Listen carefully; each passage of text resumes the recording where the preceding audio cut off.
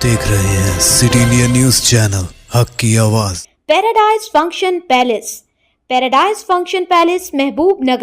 रुकन असम्बली महबूब नगर अन्नम समास रेड्डी ने मुख्तलिफ तरक्याती कामों के मनसूबे का संग बुनियाद रखा। रुकन असम्बली ने कोयलकुंडा एक्स रोड वार्ड नंबर 15 में साइड ड्रेनेज के मनसूबे का संग बुनियाद रखा। यह काम 13 लाख रुपए की लागत से मुकम्मल किया जाएगा।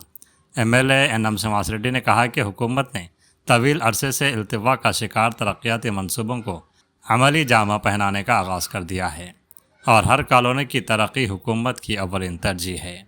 उन्होंने कहा कि महबूब नगर में तरक्याती मनसूबे ज़ात पात और मजहब से बालातर होकर जारी हैं।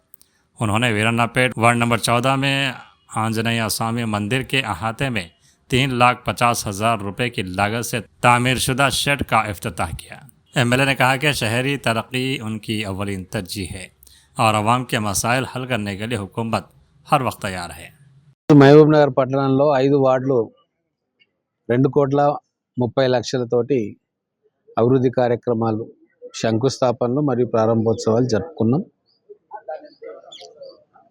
ఈ సంవత్సర కాలంలో కొత్త చైర్మన్ గారు ఎన్నికైన తర్వాత మా ప్రజాప్రభుత్వం వచ్చిన తర్వాత మహబూబ్ నగర్ పట్టణంలో కాలనీలలో రోడ్లు, drains, community halls, street lighting వీటన్నిటికీ కూడా దాదాపుగా 130 కోట్ల రూపాయల బడ్జెట్ను పెట్టుకొని ఖర్చు చేసుకోవడం జరుగుతూ ఉంది.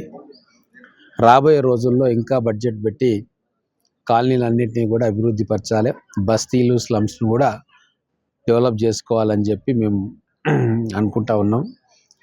గతంలో మున్సిపాలిటీగా ఉన్న మహబూబ్ నగర్ని ముఖ్యమంత్రి గారిని రిక్వెస్ట్ చేసి పట్టుబట్టి కార్పొరేషన్గా ఈరోజు మార్చుకున్నాం.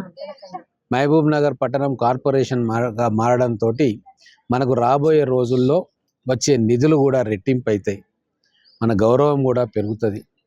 కాబట్టే ఈరోజు